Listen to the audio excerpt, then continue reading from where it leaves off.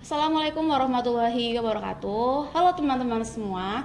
Pada kesempatan kali ini, kami akan membahas tentang profiling peserta didik. Apa itu profiling? Profiling adalah pemetaan karakter peserta didik berdasarkan beberapa hal, seperti etnik, kultural, status sosial, minat, perkembangan kognitif, kemampuan awal, gaya belajar, motivasi, perkembangan sosial, perkembangan emosi, perkembangan moral, dan perkembangan motorik. Karakter peserta didik diartikan sebagai ciri, tabiat, watak, dan kebiasaan yang dimiliki oleh seseorang yang sifatnya relatif tetap.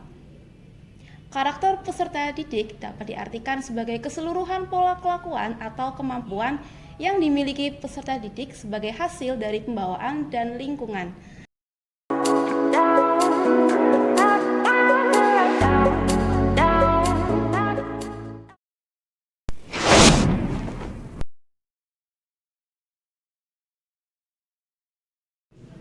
Ada beberapa hal yang menjadi fokus pemetaan karakteristik peserta didik. Yang pertama adalah etnik. Etnik merupakan suku-suku bangsa yang ada di Indonesia seperti Jawa, Sunda, Madura, Minang, dan Bali maupun etnik lainnya. Dalam satu kelas mungkin saja terdapat beberapa peserta didik dengan multi etnik atau suku bangsa.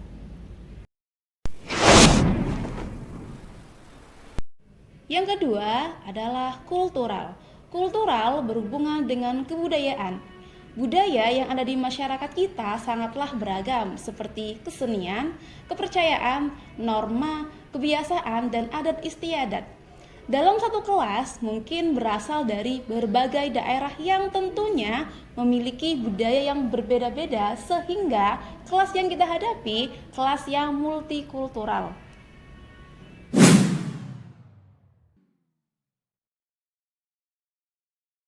Yang ketiga adalah status sosial.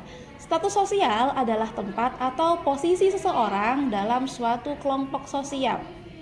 Manusia diciptakan Tuhan dengan diberi rezeki seperti berupa pekerjaan, kesehatan, kekayaan, kedudukan, dan penghasilan yang berbeda-beda. Kondisi seperti ini juga melatar belakangi peserta didik yang ada pada satu kelas atau sekolah kita.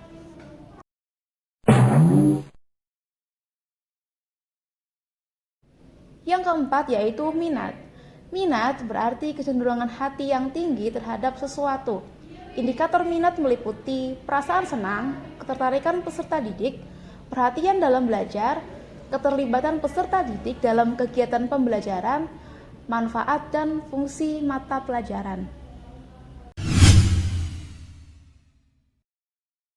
Yang kelima, perkembangan kognitif. Perkembangan kognitif adalah tahapan-tahapan perubahan yang terjadi dalam rentan kehidupan manusia untuk memahami, mengolah informasi, memecahkan masalah, dan mengetahui sesuatu. Tingkat perkembangan kognitif yang dimiliki peserta didik akan mempengaruhi guru dalam memilih dan menggunakan pendekatan belajar, metode, media, dan jenis evaluasi.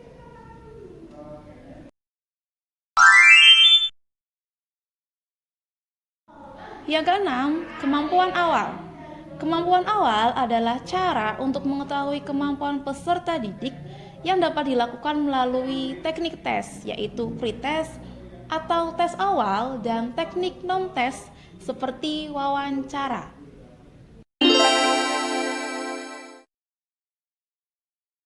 Yang ketujuh adalah gaya belajar. Gaya belajar adalah gaya yang dipilih seseorang untuk mendapatkan informasi atau pengetahuan dalam suatu proses pembelajaran.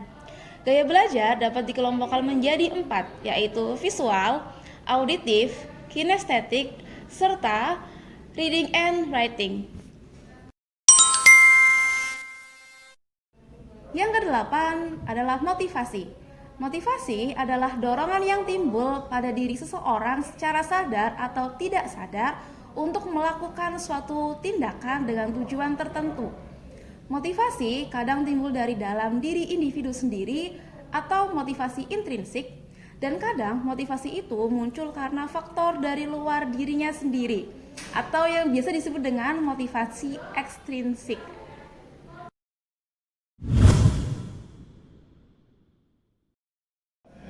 Yang kesembilan ada perkembangan sosial.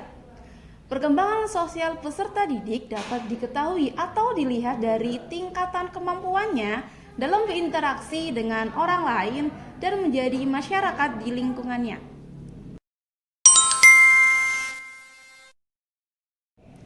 Yang ke-10, perkembangan emosi.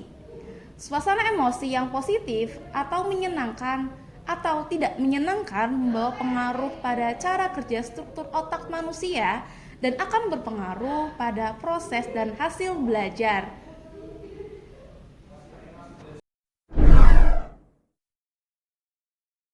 Yang ke-11 ada perkembangan moral. Moral adalah ajaran tentang baik buruknya perbuatan dan kelakuan.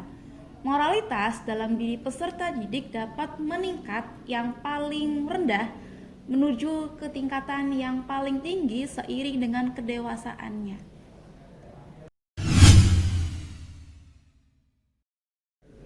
Yang terakhir adalah perkembangan motorik. Perkembangan motorik merupakan proses yang sejalan dengan bertambahnya usia secara bertahap dan berkesinambungan, di mana gerakan individu meningkat dari keadaan sederhana, tak terorganisir, dan tidak terampil ke arah penguasaan keterampilan motorik yang kompleks dan terorganisir dengan baik. Perkembangan motorik dikelompokkan menjadi motorik kasar dan motorik halus.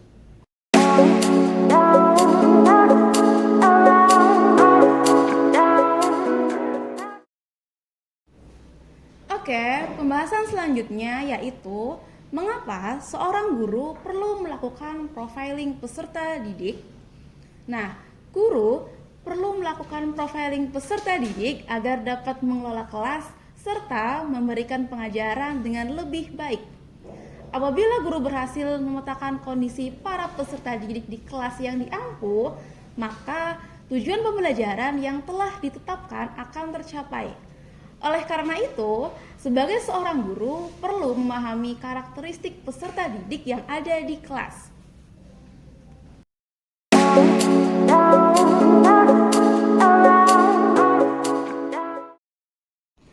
Pembahasan berikutnya yaitu mengenai profiling peserta didik di salah satu sekolah.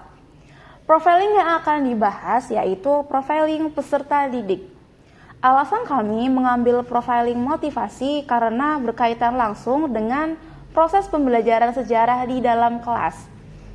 Peserta didik yang memiliki motivasi dan minat terhadap mata pelajaran sejarah yang cukup tinggi, mereka cenderung lebih aktif saat proses pembelajaran berlangsung. Seperti bertanya saat ada teman yang presentasi, berani mengungkapkan pendapat, serta antusias dalam menyelesaikan pekerjaan yang telah ditugaskan. Sebaliknya, masih ada beberapa peserta didik yang tampak kurang aktif saat proses pembelajaran sejarah karena mereka memiliki minat terhadap mata pelajaran lain, sehingga motivasi untuk belajar pada mata pelajaran sejarah tergolong rendah. Sekian pembahasan dari kelompok kami. Terima kasih. Wassalamualaikum warahmatullahi wabarakatuh.